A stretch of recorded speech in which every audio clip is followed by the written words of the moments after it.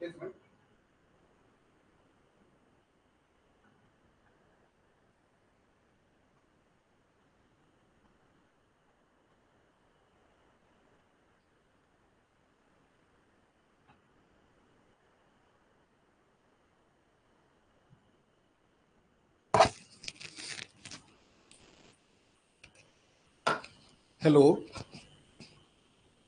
हो, आवाज येतोय का?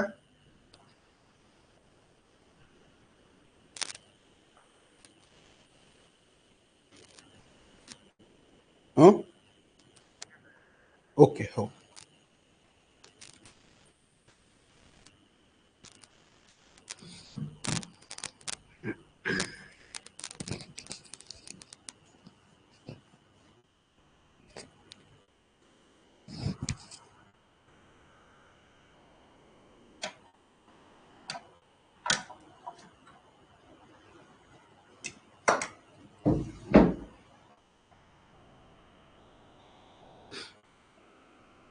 नमस्कार विद्यार्थी मित्रांनो. आज या ठिकाणी आपलं रसायनशास्त्रामधलं एक अत्यंत महत्वाचं लेक्चर असणार आहे.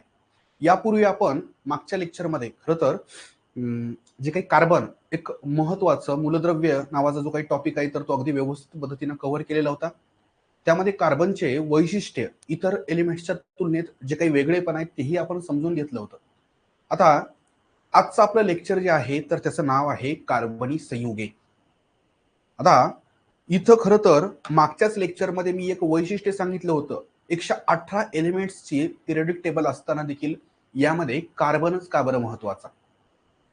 त्याचं कारणही तसंच आहे. कार्बनमध्ये काही युनिक प्रॉपर्टीज आहेत. जसं की कार्बनची व्हॅलन्सी 4 आहे, म्हणजे टेट्रा व्हॅलंट आहे कार्बन. त्यासोबतच कार्बनमध्ये कॅटेनेशन नावाची एक त्या ठिकाणी वैशिष्ट्यीकृत असा गुणधर्म आपल्याला पाहायला भेटतो, ज्यामुळं हजारोंच्या संख्येनं कार्बनचे अणू एकमेकांना अटॅच होऊन त्यापासून चैन बनवू शकतात. ही प्रॉपर्टी आपल्याला इतर कोणत्याही मूलद्रव्यामध्ये पाहायला भेटत नाही. त्यासोबतच ही जेव्हा चेन बनत असते तेव्हा ती सरळ फक्त स्ट्रेट चेन असते असं नाहीये, तर त्यामध्ये ब्रँच चेन आणि त्यासोबतच अगदी सायक्लिक स्ट्रक्चरचे कंपाऊंड देखील पाहायला भेटतात. आणि या सगळ्यांचा परिणाम म्हणजे कार्बन असणारे जे काही संयुग आहेत तर ह्यांची संख्या अक्षरशः लाखांमध्ये जाते. आणि म्हणूनच आपल्याला केमिस्ट्रीमध्ये, त्यातही पुन्हा ऑर्गॅनिक केमिस्ट्रीमध्ये कार्बनी संयुगे म्हणजेच कार्बनिक कंपाऊंड जो घटक आहे तर तो अगदी व्यवस्थित पद्धतीनं त्या ठिकाणी समजून घ्यावा लागतो. तर मित्रांनो, या ठिकाणी केमिस्ट्रीच्या मध्ये हा जो काही भाग आहे तर हा ऑर्गॅनिक केमिस्ट्रीमध्ये येतो. याबद्दल मी आधीही तुम्हाला आयडिया दिलेली आहे. ऑर्गॅनिक केमिस्ट्रीचा जर हिरो कोण असेल तर तो आहे कार्बन. त्याचं कारणही तसंच आहे मित्रांनो. या कार्बनचं अस्तित्व तुम्हाला ऑर्गॅनिक केमिस्ट्रीमध्ये सगळीकडे आढळेल. बाकी काही मूलद्रव्ये तुम्हाला आढळतात इथं, त्याच्यामध्ये मुख्यत्वे हायड्रोजन भेटतो, नायट्रोजन भेटतो, ऑक्सिजन, पण सगळीकडे कार्बन मात्र असतो. याच्यात फंक्शनल ग्रुप हाही एक प्रकार आपल्याला समजून घ्यावा लागतो, ज्यानुसार मग अल्कोहोल, अल्डिहाइड, कीटोन, इथर, इस्टर, कार्बोक्सिलिक ऍसिड असे वेगवेगळे फंक्शनल ग्रुप आपल्याला या कार्बनिक कंपाऊंड्स मध्ये आपल्याला पाहायला भेटतात. तर सुरुवात करूया मित्रांनो आपल्या या त्या ठिकाणी इंटरेस्टिंग आणि त्या पद्धतीनंच एक्झामच्या दृष्टीनं महत्वाच्या अशा टॉपिकला. त्याचं नाव आहे कार्बनी संयुगे. माझा आवाज फक्त सुरुवातीला व्यवस्थित येतोय का याची मला फक्त एक आयडिया द्या. कमेंट बॉक्समध्ये यस म्हणून टाईप करा, जेणेकरून आपण सेशन जे आहे तर ह्याला लागलीच सुरुवात करू. तर मित्रांनो, या ठिकाणी जेव्हा कधी कंपाऊंड्सचा आपण विचार करतो तेव्हा साहजिकच या कंपाऊंड्समध्ये एकापेक्षा अनेक असे मूलद्रव्य असतात आणि या मूलद्रव्यांमध्ये बॉन्ड्स बनलेले असतात. आता हे सगळेच बॉन्ड सारखेच असतात का तर बिलकुल नाही.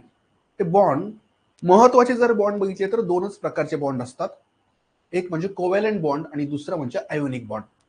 पण मित्रांनो, अगदी डीप मध्ये जर पाहायला गेलं तर बरेचसे बॉन्ड्स आपल्याला त्याचा उल्लेख आढळतो. त्याच्यामध्ये मग अगदी मेटॅलिक बॉन्डचा देखील आपल्याला उल्लेख आढळतो. हायड्रोजन बॉन्ड असतो. वॅन फोर्सेस जे काही आहेत तर हे देखील एक प्रकारे बॉन्ड्स म्हणूनच काम करतात. बॉन्ड काय करतात तर बॉन्ड अणूला जोडण्याचं काम करतात. दोन अणूंना जोडण्याचं काम कोण करतात बरं? बॉन्ड्स. आणि मग हे बॉन्ड्सचे प्रकार कशावरून पडतात तर तिथं इलेक्ट्रॉन्स जे काही आहेत त्या अणूमध्ये, तर त्या इलेक्ट्रॉन्सची शेअरिंग व्हायली का ते इलेक्ट्रॉन्स त्या ठिकाणी डायरेक्ट एकमेकांना दिल्या किंवा घेतल्या जात आहेत, यावरून मुख्यत्वे बॉन्ड्सचे प्रकार आपल्याला पाहायला भेटतात. तर यामध्ये सगळ्यात पहिल्यांदा आपल्याला पाहायचंय आयोनिक बंध, ज्याला आयोनिक बॉन्ड नावाने देखील आपण ओळखतो. हा आयोनिक बंध जो आहे तर मेटल आणि नॉन मेटल यांच्यामध्ये आपल्याला मुख्यत्वे पाहायला भेटतो. मेटलचं वैशिष्ट्य काय, तर मेटलकडं फ्री इलेक्ट्रॉन्स आपल्याला आढळतात आणि म्हणूनच metals are good conductor of electricity and heat. याउलट नॉन मेटल जे आहेत तर ते शक्यतो त्या ठिकाणी बॅड कंडक्टर ऑफ इलेक्ट्रिसिटी असतात आणि त्यांनी इलेक्ट्रॉन गेन करण्यासाठी प्रयत्न करतात. अगदी उदाहरण द्यायचं असेल तर सोडियम हे खूप महत्वाचं रिएक्टिव्ह असं मेटल आहे. त्याचं इलेक्ट्रॉनिक कॉन्फिगरेशन आहे 2,8,1. याचा अर्थ त्याला आउटर मोस्ट ऑर्बिट मध्ये ऑक्टेट कंप्लीट करण्यासाठी त्या ठिकाणी जो एक्स्ट्राचा एक इलेक्ट्रॉन आहे ना तर तो डोनेट करणं अपेक्षित आहे. या उलट क्लोरीन नावाच्या नॉन मेटल बद्दल आपण पाहूया. या क्लोरीनचं इलेक्ट्रॉनिक कॉन्फिगरेशन आहे 2,8,7. याचा अर्थ त्याला ऑक्टेट कंप्लीट करण्यासाठी एक इलेक्ट्रॉन हवा असतो. आता मित्रांनो, इथं एक इलेक्ट्रॉन देण्यासाठी तयार आहे आणि दुसरा इलेक्ट्रॉन घेण्यासाठी, आणि मग यामधूनच तयार होतो तो म्हणजे आयनिक बॉन्ड. इथं ऍटम 1 आहे, इथं ऍटम 2 आहे. ऍटम 1 हा इथं नॉन मेटल म्हणून दर्शवलेला आहे. सॉरी, इथं हा जो काही बॉन्ड आहे तर हा कोव्हॅलेंट बॉन्ड आहे. कोव्हॅलेंट बॉन्ड बद्दल ह्याच्यानंतर आपण पाहूया. सुरुवातीला थोडंसं आयोनिक बॉन्ड जो आहे तर त्याच्याबद्दल मी तुम्हाला सांगतो. जसं मी एक्झाम्पल सांगितलं होतं सोडियम आणि क्लोरीन. सोडियम 2,8,1 आणि क्लोरीन जो आहे तर तो 2,8,7. हा सोडियम एक इलेक्ट्रॉन जो त्याचा एक्स्ट्राचा आहे तर तो या क्लोरीनला देतो, ज्यांचा परिणाम असा होतो की सोडियमचं इलेक्ट्रॉनिक कॉन्फिगरेशन 2,8 होतं, म्हणजे स्टेबल. आणि क्लोरीन जो आहे तर त्याचं इलेक्ट्रॉनिक कॉन्फिगरेशन 2,8,8 होतं, तोही स्टेबल झाला. आता एक इलेक्ट्रॉन दिल्याचा परिणाम म्हणजे ह्याच्यावर पॉझिटिव्ह चार्ज +1 होतो आणि याच्यावर मात्र 1 निगेटिव्ह चार्ज होतो. बरोबर आहे, कारण यानं इलेक्ट्रॉन दिला म्हणजे ह्याच्याकडचा निगेटिव्ह चार्ज कमी झाला, पॉझिटिव्ह चार्ज वाढला. कितीनं? 1नं. म्हणजे या माध्यमातून जो बॉन्ड इथं तयार झालेला आहे सोडियम आणि क्लोरीन मध्ये, तर तो बॉन्ड म्हणजे आयोनिक बॉन्ड. आणि आयोनिक बॉन्ड हे कशामध्ये बनतात बरं, तर हे धातू आणि अधातू यांच्या दरम्यान बनत असतात. आता आपल्याला दुसऱ्या प्रकारचा बॉन्ड पाहायचा आहे आणि तो म्हणजे कोव्हॅलेंट बॉन्ड. त्याला मराठीमध्ये सहसंयुज बंध म्हणतात. काय म्हणतात बरं? सहसंयुज बंध. मित्रांनो, या केसमध्ये तुम्हाला मुख्यत्वे कार्बन जे आहे तर हे पाहायला भेटतं. जे ऑर्गॅनिक कंपाऊंड्स आहेत, कार्बनिक कंपाऊंड्स, तर त्यांच्यामध्ये सर्रासपणे आपल्याला हे कोव्हॅलेंट बॉन्ड पाहायला भेटतात. यांचं वैशिष्ट्य काय असतं, तर हा जो बॉन्ड असतो तर हा दोन नॉन मेटल मध्ये आपल्याला पाहायला भेटतो. ठीक आहे, म्हणजे अधातू आणि अधातू यांच्या दरम्यान हा बॉन्ड बनतो. आता अधातूचं वैशिष्ट्य काय, तर या अधातूलाही ऑक्टेट कंप्लीट करण्यासाठी इलेक्ट्रॉन्स हवे असतात आणि यालाही इलेक्ट्रॉन्स हवे असतात. मग इथं दोघही इलेक्ट्रॉन्सच्या बाबत गरजू आहेत, मग अशा वेळेस देणार कोण, तर दोघही देतात. म्हणजे एकंदर या ठिकाणी जर पाहायला गेलं ना मित्रांनो, तर आपण कार्बनचं उदाहरण घेऊया. कार्बन जो आहे तर त्याच्या आउटर मोस्ट ऑर्बिट मध्ये 4 इलेक्ट्रॉन्स असतात, बरोबर आहे. दुसरा एक कार्बन घेऊया, त्याच्याही आउटर मोस्ट ऑर्बिट मध्ये किती बरं, 4 इलेक्ट्रॉन येतं, 2,4. आता अशा वेळेस हा कार्बन काय करतो, तर इलेक्ट्रॉन शेअर करतो. इलेक्ट्रॉन डोनेट करत नाही किंवा गेनही करत नाही, तो इलेक्ट्रॉन शेअर करतो. फॉर एक्झाम्पल हायड्रोजन सोबत. आता हा हायड्रोजन जो आहे तर त्याच्याकडं फक्त एकच इलेक्ट्रॉन आहे. मग इथं या ठिकाणी हा एक इलेक्ट्रॉन याच्यासोबत शेअर केल्याचा परिणाम म्हणजे या हायड्रोजनकडं हा इलेक्ट्रॉन असल्याचं त्याला वाटतं आणि यामधून ह्याचं डुप्लेट कंप्लीट होत असतं. आणि हायड्रोजनच्या बाबत त्याच्या त्या ऑर्बिटमध्ये 2 इलेक्ट्रॉन जरी असले तरी तो स्टेबल होत असतो. आणि या कार्बनच्या बाबत याला असे 4 हायड्रोजन जर भेटत असतील ना, तर या प्रत्येक हायड्रोजन कडून तो एक एक इलेक्ट्रॉन मिळवतो किंवा शेअर करून घेतो आणि या पद्धतीनं तो त्या ठिकाणी त्याचं ऑक्टेट जे आहे तर ते कंप्लीट करतो.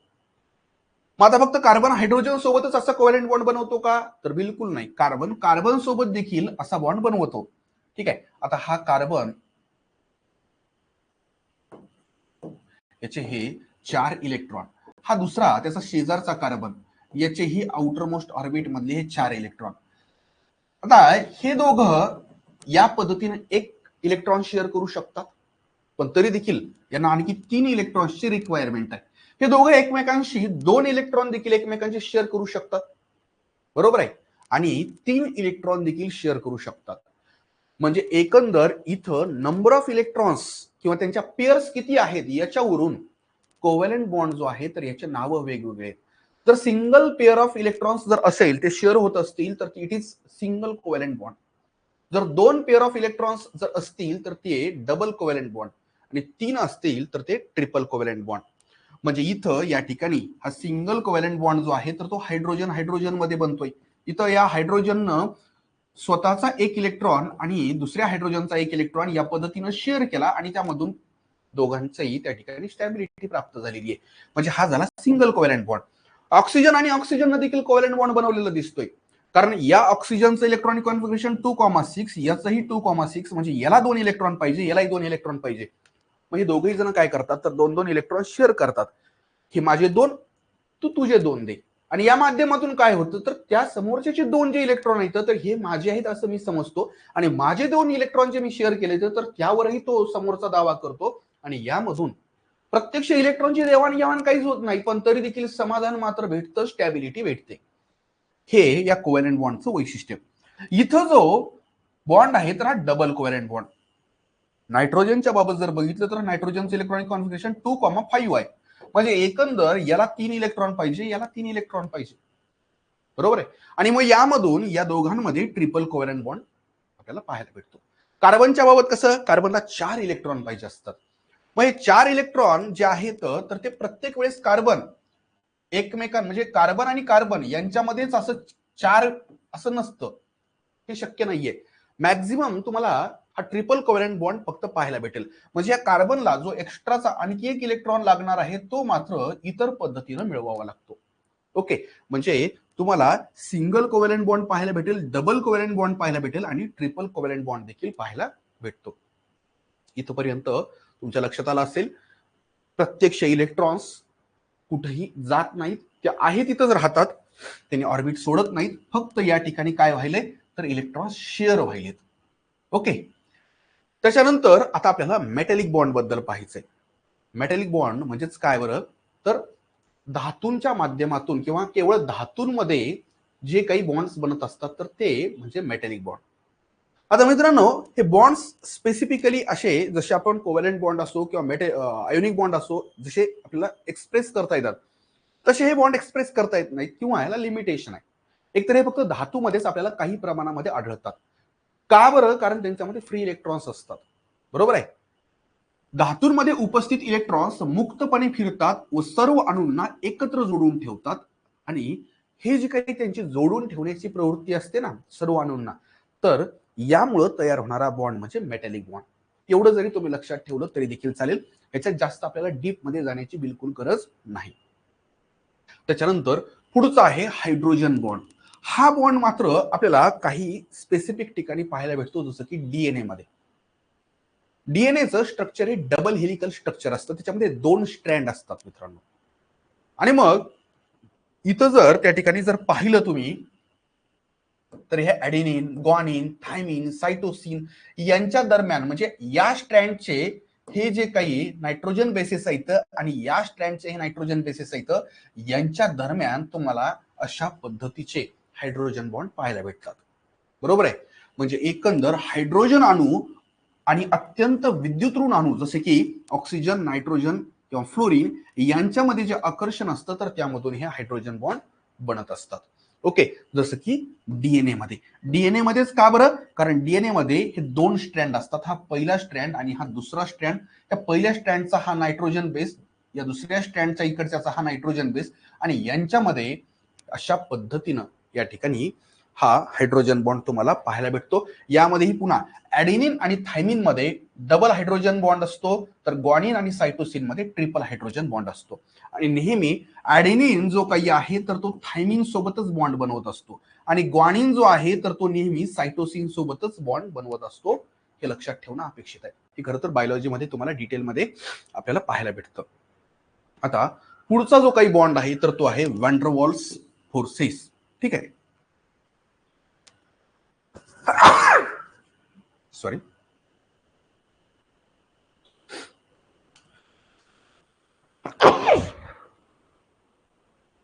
तर मित्रांनो जसं आपण मेटॅलिक फोर्सेस बद्दल किंवा मेटॅलिक बॉन्ड बद्दल पाहिलं तर त्याच पद्धतीनं वॉन्डरवॉल फोर्सेस जे आहेत तर हे देखील तात्पुरते निर्माण होत असतात. म्हणजे एकंदर यांचं असं विशेष असं अस्तित्व ऍज अ बॉन्ड म्हणून नाहीये, पण तरी देखील आपल्याला माहिती पाहिजे की हे फोर्स ऑफ अट्रॅक्शन निर्माण करतात, म्हणजे एक प्रकारे बॉन्डचं काम करत असतात. एकंदरीत तात्पुरतं असतं म्हणूनच हा वीक बॉन्ड समजला जातो.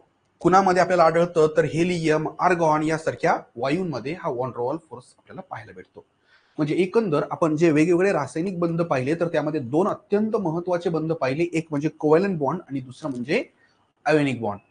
बाकी जे आहेत तर त्याच्यामध्ये मेटॅलिक बॉन्ड आहे, हायड्रोजन बॉन्ड आहे आणि वॉन्डरवॉल फोर्सेस आहेत. त्याच्यानंतर मित्रांनो या ठिकाणी आपल्याला कोव्हॅलंट बॉन्ड बद्दल अगदी सखोलपणे माहिती घ्यायची, कारण आपण पाहतोय कार्बनी संयुगे आणि कार्बनी संयुगांमध्ये जे मॅक्झिमम किंवा जवळजवळ सगळीकडे जो काही बॉन्ड आढळतो तर तो म्हणजे कोव्हॅलंट बॉन्ड असतो. ही याची खासियतच आहे. आणि म्हणूनच आपल्याला या ठिकाणी कोव्हॅलंट बॉन्ड मध्ये काय असतं हे जर विचारलं तर दोन अणूंमध्ये एक किंवा अधिक इलेक्ट्रॉनची जोडी सामायिक केल्या जाते, म्हणजे शेअर केल्या जाते.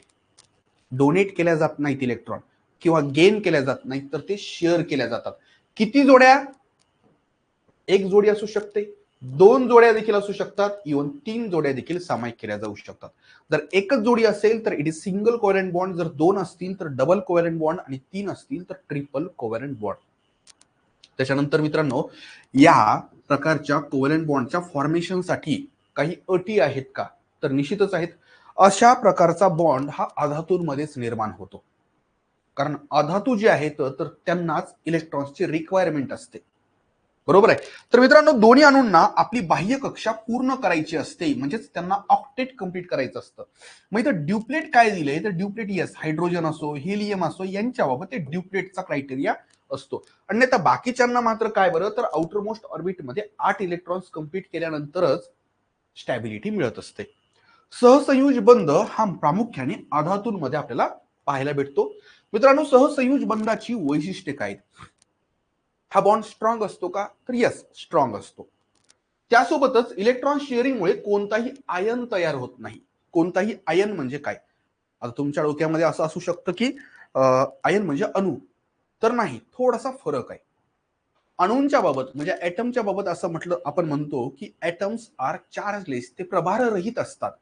जसं की नायट्रोजन आहे, ऑक्सिजन आहे किंवा मग क्लोरीन आहे, हे अणू आहेत आणि यांच्यावर आपण कोणताही चार्ज दाखवत नाही. मग आता तुम्ही असं पाहिलं असेल बघा Cl मायनस, हा काय प्रकार आहे? तर मित्रांनो एक लक्षात घ्या, क्लोरीन हा अणू आहे, बरोबर आहे, आणि या क्लोरीन अणूमध्ये 17 प्रोटॉन आहेत आणि 17 इलेक्ट्रॉन आहेत. म्हणजे एकंदर जेवढा पॉझिटिव्ह चार्ज तेवढाच निगेटिव्ह चार्ज, त्याचा परिणाम म्हणजे शेवटी तो क्लोरीनचा अणू हा प्रभाररहित असतो. पण आपण त्या ठिकाणी जेव्हा आयोनिक बॉन्डचा संदर्भ पाहिला होता अशा वेळेस त्या क्लोरीननं काय केलं होतं तर सोडियम कडचा एक एक्स्ट्राचा इलेक्ट्रॉन घेतला होता, ज्याचा परिणाम म्हणजे क्लोरीनवरचा निगेटिव्ह चार्ज वाढला होता. अगदी मला वाटतं आज पहिल्याच स्लाइडवर मी हा मुद्दा मांडलेला आहे बघा. यस, 2,8,7 हे इलेक्ट्रॉनिक कॉन्फिगरेशन असणारं क्लोरीन जेव्हा एक इलेक्ट्रॉन सोडियम कडून घेतं तेव्हा त्याचं कन्व्हर्जन होतं 2,8,8 मध्ये स्टेबल होत होतो, पण निगेटिव्ह चार्ज वाढला. याचा अर्थ या केसमध्ये त्या क्लोरीन कडं 17 प्रोटॉन आहेत पण इलेक्ट्रॉन मात्र आता 18 आहेत. आणि या केसमध्ये त्याला आता अणू म्हणत नाही तर आयन म्हणतात. तो क्लोरीनचा आयन झाला. आणि आयन जो आहे तर तो असा अणू असतो त्यावर एकतर पॉझिटिव्ह चार्ज किंवा निगेटिव्ह चार्ज असतो. बरोबर आहे. आयन हा अणूच असतो पण तो चार्ज असणारा असतो. जसं की सोडियम, सोडियमनं एक इलेक्ट्रॉन जर दिला तर तो Na+ झाला, अशा वेळेस त्याला आयन म्हणतात. आणि आयन कधी निर्माण होतात? एकतर इलेक्ट्रॉन डोनेट केल्यामुळं किंवा गेन केल्यामुळं. इलेक्ट्रॉन शेअर केल्यामुळं आयन निर्माण होत नाहीत. म्हणजे कोव्हॅलंट बॉन्डच्या केसमध्ये इलेक्ट्रॉन शेअरिंग झाल्यामुळं कोणत्याही प्रकारचे आयन इथं तयार होत नाहीत. त्यासोबतच हे जे काही अणू असतात ज्यांनी बॉन्ड बनवलेला असतो तर यांच्यात एक निश्चित अशी दिशा देखील आपल्याला पाहायला भेटते. आणि जे कंपाऊंड्स इथं तयार होतात ना, एकतर हे कंपाऊंड्स गॅसियस फॉर्म मध्ये असतात, लिक्विड फॉर्म मध्ये असतात, कोणते कार्बोनिक कंपाऊंड्स, किंवा जर सॉलिड असतील तर ते थोडेसे त्या ठिकाणी नरम असे असतात. ठीक आहे, म्हणजे मऊ असतात, मऊ घन अवस्था. ओके, म्हणजे तुम्हाला असं जर विचारलं की संयुगे जे असतात तर ते मुख्यत्वे कोणत्या अवस्थांमध्ये असतात, तर ते द्रवरूप किंवा वायुरूप किंवा जर घन अवस्थेत असतील तर थोडेसे मऊ असतात. आता या ठिकाणीची उदाहरणं दिले तर जसं की H2, या H2 न काय केलेलं आहे तर स्वतःचा एक इलेक्ट्रॉन आणि दुसऱ्या हायड्रोजनचा एक इलेक्ट्रॉन शेअर केला आणि या माध्यमातून सिंगल कोव्हॅलेंट बॉन्ड तयार झाला. आता हे बॉन्ड दर्शवण्याच्याही वेगवेगळ्या पद्धती येतात. ही जी पद्धत आहे ना तर अगदी सोपी आहे बघा. याच्यावरून अगदी सहजपणे लक्षात येतं की हा हायड्रोजन अणू आणि यांनी सिंगल कोव्हॅलेंट बॉन्ड बनवलेला आहे. O2 न जर पाहिलं तर किंवा H2O, तर ह्याच्यात O ने 2 हायड्रोजनशी सिंगल कोव्हॅलेंट बॉन्ड बनवलेला आहे. म्हणजे या पद्धतीनं ओके, हा झाला H2O. CH4 म्हणजेच मिथेन, इथं कार्बनला 4 इलेक्ट्रॉनची गरज होती, त्यामुळे त्यानं 4 हायड्रोजनला पकडलं आणि या माध्यमातून हा सगळ्यात साधा असा हायड्रोकार्बन तो म्हणजे मिथेन तयार होत असतो. एकेरी बंध ज्यामध्ये एक जोडी इलेक्ट्रॉनची आपल्याला पाहायला भेटते, दुहेरी बंधामध्ये 2 जोड्या आणि तिहेरी बंधामध्ये 3 जोड्या इलेक्ट्रॉनच्या पाहायला भेटतात. एकेरी बंधाचं उदाहरण म्हणजे H2 किंवा CH4. त्याच्यानंतर 2 जोड्यांचं उदाहरण म्हणजे O2 आणि 3 जोड्यांचं म्हणजे N2. ओके, आता आपल्याला हे सहसंयोजी बंध दाखवण्याच्या वेगवेगळ्या पद्धती पाहायच्यात. आता याच्यामध्ये ही पद्धत तर आपण पाहिलेलीच आहे. ह्याला लाईन स्ट्रक्चर म्हणतात.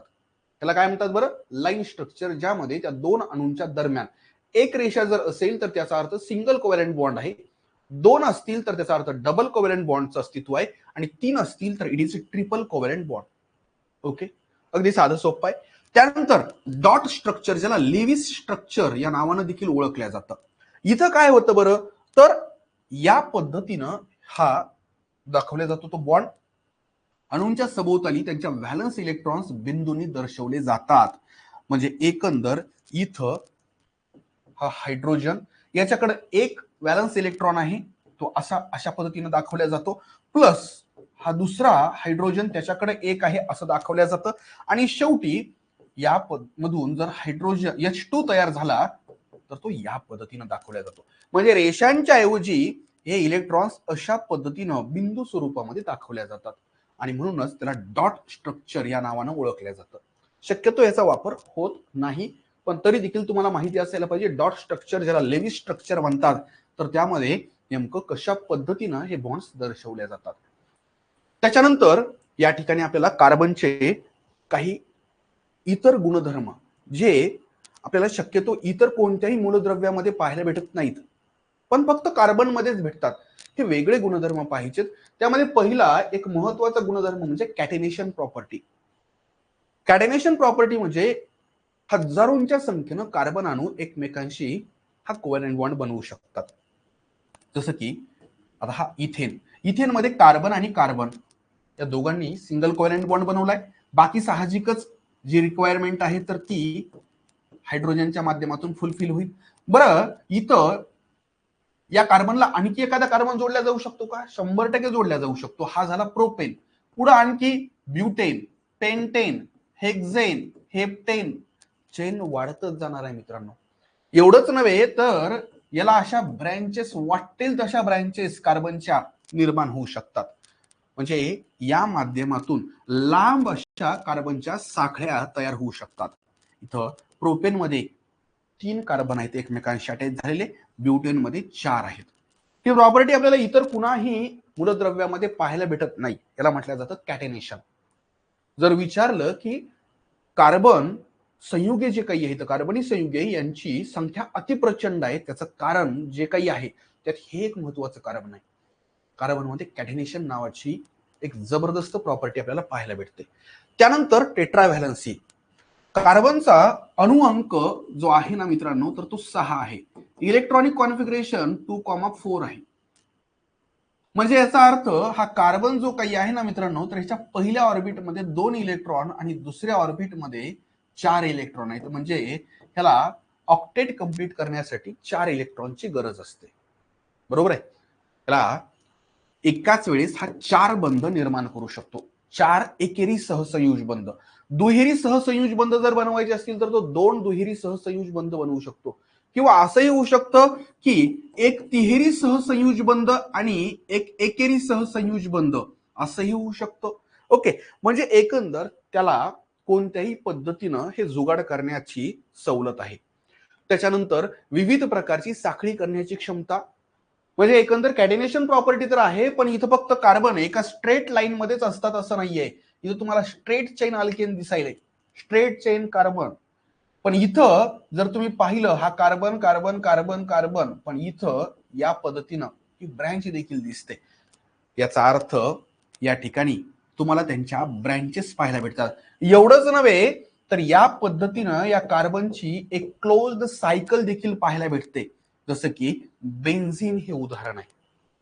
ओके, म्हणजे वेगवेगळ्या प्रकारच्या साखळ्या तयार करण्याची क्षमता या कार्बनमध्ये असते.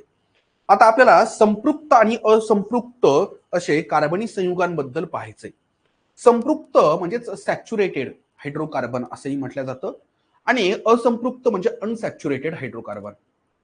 सॅच्युरेटेडचं वैशिष्ट्य काय असतं तर याच्यामध्ये सगळे जे काही बॉन्ड्स असतात तर ते सिंगल कोव्हॅलेंट बॉन्ड असतात.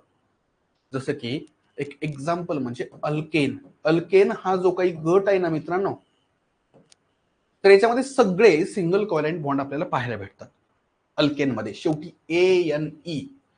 याच्या उलट जर अल्किन जर पाहिलं ना तर ENE, तर ई जेव्हा येतं तेव्हा समजून घ्यायचं याच्यात डबल कोव्हॅलेंट बॉन्ड मिनिमम एक आहे, डबल कोव्हॅलेंट बॉन्ड.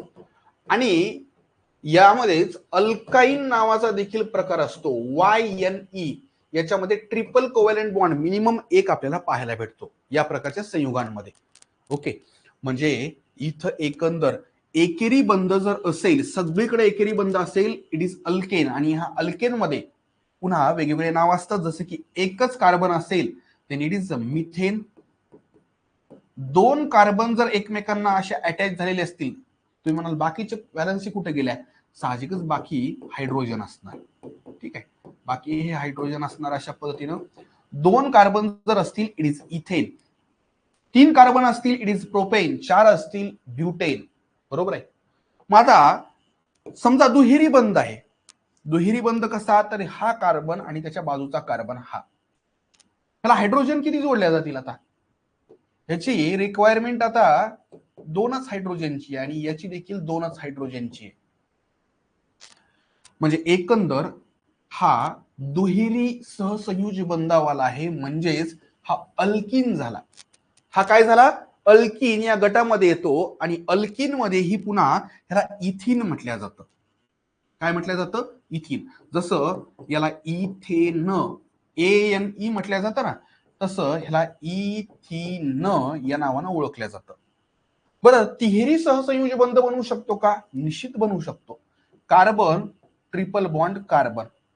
आता इथं एकच हायड्रोजन ह्याला जोडल्या जाणार, एकच हायड्रोजन याला जोडल्या जाणार आणि मग याला अल्काईन म्हटलं जातं YNE, कारण ह्याच्यात तिहेरी सहसंयुज बंध आहे. आणि मग याला अल्काईन कॅटेगरीमध्ये काय म्हटलं जातं? इथाईन. काय म्हटलं जातं? इथाईन. हा झाला इथेन ANE म्हणजे अल्केन. लक्षात घ्या, ENE म्हटल्यानंतर ते अल्किन झालं आणि इथाईन म्हटल्यानंतर ते अल्काईन झालं. ओके, मग इथं प्रोपेन जर घेतलं, प्रोपेन मध्ये तीन कार्बन असतात. तीन कार्बन सगळे सिंगल कोव्हॅलेंट बॉन्ड असतील इट इज प्रोपेन. तीन कार्बन पण किमान एक डबल कोव्हॅलेंट बॉन्ड असेल इट इज प्रोपीन, PROPENE. आणि तीन कार्बन आणि त्यांच्यामध्ये मग या ठिकाणी समजा असं जर असेल या पद्धतीची स्ट्रक्चर, तर हे झालं propyne. Propyne means it is under alkyne. Okay, तर इथपर्यंत तुमच्या लक्षात आलं असेल. त्यानंतर स्टेबल सहसंयुज बंध तयार करणे. मित्रांनो, कार्बन कार्बन आणि इतर अनुबंध हे खूप स्थिर असतात. त्यामुळे कार्बन संयुगांना उष्णता किंवा जर इतर काही रसायनांचा जरी संपर्क आला तरी देखील ते सहन करू शकतात. ते सहजासहजी अनस्टेबल होत नाहीत. उदाहरण जर म्हणायचं झालं तर plastic it is a example of polymer. आपल्याला मोनोमर पॉलिमर याबद्दलही समजून घ्यायचंय. साखर, प्रथिने हे सगळे कार्बन युक्त असतात आणि म्हणूनच ते स्थिर संयुग आहेत, स्टेबल कंपाऊंड्स आहेत. त्याच्यानंतर आपल्याला आणखी एक युनिक अशी प्रॉपर्टी कार्बनची पाहिजे, ते म्हणजे ॲलोट्रॉप्स. काय बरं? ॲलोट्रॉप्स. मित्रांनो, इथं या ठिकाणी ॲलोट्रॉप्सचं वैशिष्ट्य काय, तर त्याची रचना जी आहे ना वेगवेगळी असते, स्ट्रक्चर वेगवेगळं आहे, पण ते मूलद्रव्य म्हणून मात्र एकच आहे. कार्बनमध्ये तुम्हाला असे ॲलोट्रॉप्स पाहायला भेटतात, जसं की डायमंड, ग्राफाइट, ग्राफीन, बकीबॉल, हे सगळे काय आहेत, तर कार्बनचे ॲलोट्रोप्स आहेत. त्यांचं स्ट्रक्चर वेगवेगळं आहे. त्यांचं कसं आहे, स्ट्रक्चर वेगवेगळं आहे, पण ते सगळे कार्बनच आहेत. कार्बनच्या ॲलोट्रोप्स मध्ये हिरा म्हणजेच डायमंड हा सगळ्यात महत्वाचा असा ॲलोट्रोप म्हणता येईल. हिऱ्याची जी काही एक उत्सुकता, ओढ मानवाला आधीपासूनच आहे. हिरा म्हणजे काय, तर रासायनिक दृष्टी जर बघितलं तर हिरा म्हणजे कार्बनचे सर्वात शुद्ध रूप.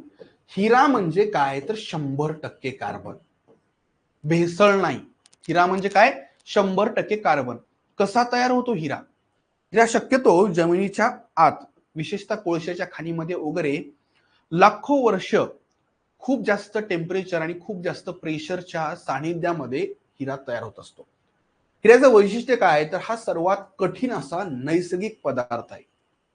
हिरा हा उष्णतेचा दुर्वाहक आहे, विद्युतचा तो दुर्वाहक आहे. ग्राफाइट जे काही आहे, तर याच्याबद्दल जर बघितलं तर हा मात्र विजेचा सुवाहक आहे आणि हीटचा म्हणजे उष्णतेचा देखील सुवाहक आहे. याच्याबद्दल खरं तर आपण मागच्या लेक्चरमध्ये देखील पाहिलेलं आहे, कार्बनचे ॲलोट्रॉप्स. फुलेरिन जे आहे, तर ह्याच्यामध्ये मग बकीबॉल हे एक महत्वाचं स्ट्रक्चर आहे. ह्याच्यात साधारणतः C60 असं स्ट्रक्चर असतं, म्हणजे 60 कार्बन जे आहेत तर ते फुटबॉल सारख्या रचनेमध्ये आपल्याला अरेंज झालेले पाहायला भेटतात. ओके, तर इथपर्यंत तुम्हाला कार्बनच्या ॲलोट्रोप्स बद्दल संपूर्ण अशी माहिती लक्षात आलेली असेल. त्याच्यामध्ये ग्राफीन हे एक महत्वाचं कार्बनचं ॲलोट्रोप आहे, ज्याचा शोध साधारणतः 13-14 वर्षापूर्वीच लागलेला आहे. जसं सध्याचं युग जे आहे तर ते प्लास्टिकचं युग म्हटलं जातं, कारण मोठ्या प्रमाणात प्लास्टिकचा वापर होतो. पण मित्रांनो, भविष्यामध्ये असं म्हटलं जातं की भविष्य हे ग्राफीनचं असणार आहे, कारण ग्राफीनमध्ये खूप युनिक अशा प्रॉपर्टी आहेत. हे लाईट वेट आहे. हे काय बरं, लाईट वेट आहे, म्हणजे वजनानं प्रचंड हलका आहे, पण ते खूप जास्त स्ट्रॉंग आहे.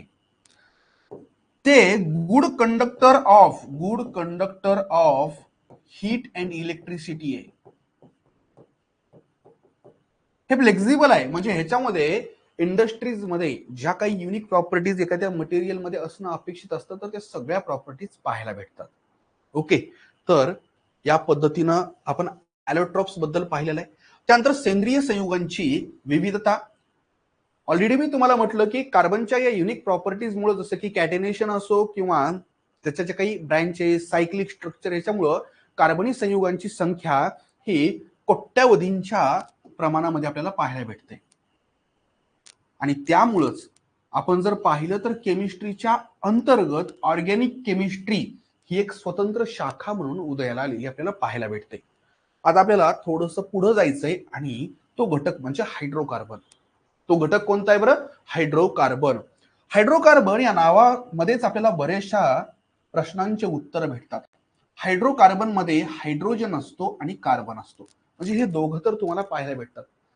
इतरही काही हेट्रो ॲटम्स असू शकतात, ठीक आहे, असू शकतात, जसं की त्याच्यामध्ये नायट्रोजन आहे, ऑक्सिजन आहे, फॉस्फरस आहे. पण मेनली हे हायड्रोकार्बन प्रकारचे संयुग बनलेले असतात हायड्रोजन आणि कार्बन पासून. उदाहरणं जर बघितले तर वेगवेगळे इंधन, जसं की पेट्रोलियम प्रोडक्ट्स, प्लास्टिक, औषधं, तर हे सगळे याच्यामध्ये येत असतात.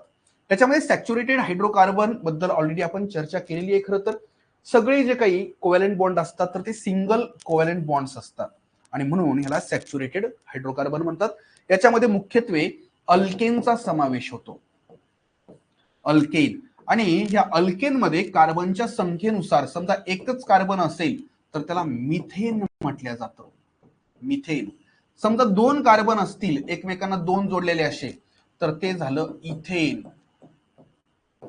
3 कार्बन असे जर जोडलेले असतील, इट इज प्रोपेन.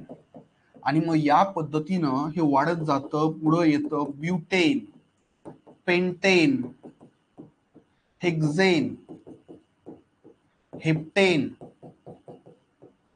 ऑक्टेन, नोनेन आणि डेकेन. म्हणजे एकंदर 1 ते 10 पर्यंत कार्बनची ही संख्या असणारे हे अल्केन्स आहेत. आणि सगळ्यांमध्ये सिंगल कोव्हॅलेंट बॉन्ड आपल्याला पाहायला भेटतो. त्याचं सामान्य सूत्र जे आहे ना, कार्बन आणि हायड्रोजनचा नेमका संख्या कशी असते, तर समजा कार्बनची संख्या n म्हटली तर हायड्रोजनची संख्या 2n+2 असते. लक्षात घ्या. अल्केनचं जनरल जे काही फॉर्म्युला आहे, chemical formula, it is CnH2n+2. म्हणजे जर म्हटलं की पेंटेनचा फॉर्म्युला सांगा तर पेंटेन मध्ये असतात 5 कार्बन. पण हायड्रोजन किती? 5 कार्बन जर असतील तर हायड्रोजन म्हणजे 5 गुणिले 2 10 + 2 म्हणजे 12. C5H12 it is a chemical formula of pentane. बरं, तुम्हाला समजा डेकेनचं विचारलं, डेकेन मध्ये 10 कार्बन असतात, मग 10 दोन्ही 20 + 2 म्हणजे 22. म्हणजे हायड्रोजन किती असतील बरं, तर 22 असतील. आलं लक्षात इथपर्यंत? अगदी साध्या सोप्या पद्धतीनं मी तुम्हाला सांगितलेलं आहे. ह्याच्यामध्ये सगळे एकेरी बंध असतात, रासायनिक दृष्ट्या स्थिर असतात आणि ज्वलन प्रवण असतात. म्हणजे हे इझिली कंबस्टेबल असतात. आणि म्हणूनच बघा, मिथेन आपल्याला बायोगॅस मध्ये आढळतो, पेट्रोलियम वेगवेगळ्या गॅसेस मध्ये आढळतो, ब्युटेन एलपीजी मध्ये असतो, आयसोब्युटेन एलपीजी मध्ये असतो. म्हणजे एकंदर बहुतांश अल्केन हे कंबस्टिबल असतात, ते ज्वलन त्या ठिकाणी आपल्याला पाहायला भेटतं. आता अल्किन आणि अल्काइन बद्दल जर पाहायचं असेल तर अल्किनचा केमिकल फॉर्म्युला हा CnH2n असतो. हे कशाचा बरं? अल्किन. आणि अल्किन मध्ये किमान एक डबल कोव्हॅलेंट बॉन्ड असतो आणि त्याचा परिणाम असा होतो की त्याच्यामध्ये हायड्रोजन जे काही आहेत तर त्याची संख्या 2 कमी असते ऍज कम्पेअर टू अल्केन. म्हणजे बघा, इथंच तुम्ही ते व्हेरीफाय करू शकता. इथेन आहे, कार्बन कार्बन,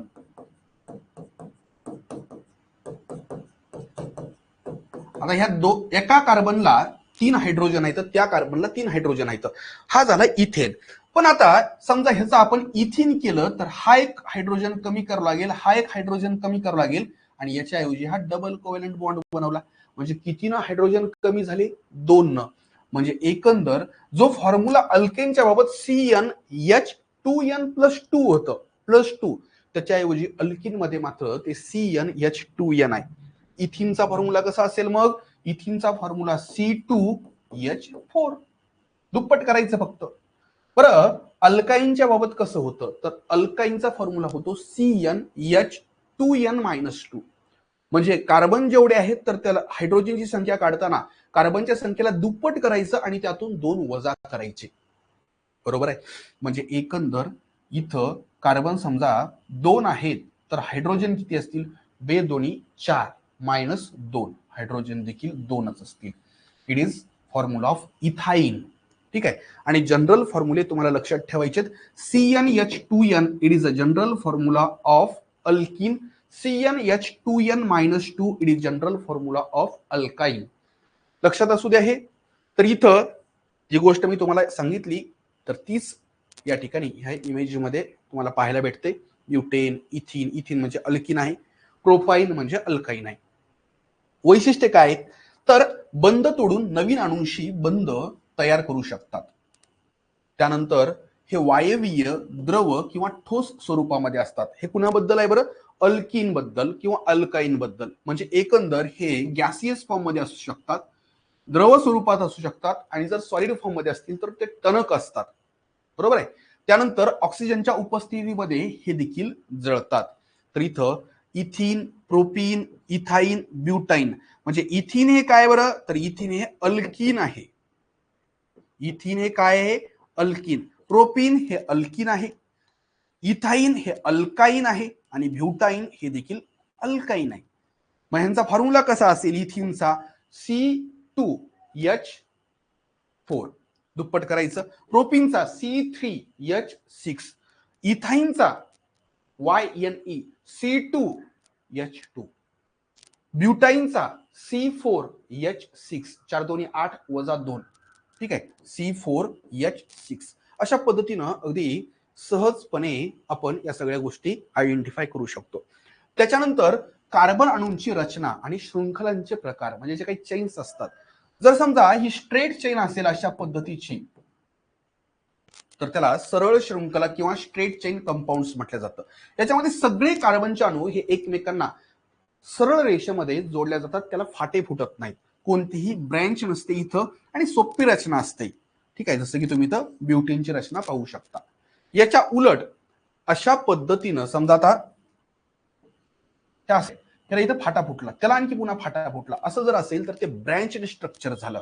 इथं काय होतं तर एक लॉंग जी चेन आहे ना तर त्याला अशा पद्धतीनं कार्बन जे आहे तर ते त्या ठिकाणी ब्रँचच्या स्वरूपामध्ये भेटतं आणि मग याच्यामधूनच आयसोमेरिक संयुगे तयार होतात. आयसोमेरिझम हा प्रकार देखील आपल्याला पाहायचा आहे. आयसोमेरिझम, आयसोमर्स म्हणजे काय तर असे संयुग की ज्यांचं केमिकल फॉर्म्युला सेम आहे पण स्ट्रक्चर मात्र वेगळं आहे. बघा, आयसोमर्स म्हणजे काय बरं, केमिकल फॉर्म्युला सेम आहे पण त्यांची स्ट्रक्चरल अरेंजमेंट जी आहे अणूंची ती मात्र वेगळी आहे. जसं की या ठिकाणी ब्युटेन आणि आयसोब्युटेन बद्दल बघूया.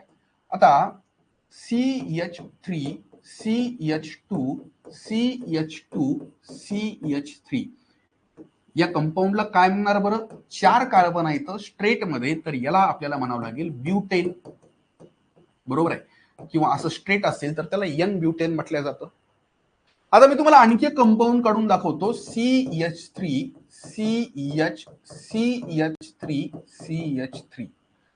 इथं 4 कार्बन होते आणि हायड्रोजन किती आहेत बरं, 3 + 2 5 2 7 आणि 10. इथं किती येतं कार्बन, कार्बन 4 आहेत आणि हायड्रोजन 3 त्रिक 9 + 1 10. अरे मग हेही C4H10 आहे आणि तेही C4H10 आहे, वेगळं काय आहे? वेगळं एकच आहे की इथं या ठिकाणी स्ट्रेट चेनच्या ऐवजी अशी ब्रँचिंग पाहायला भेटते, बरोबर आहे.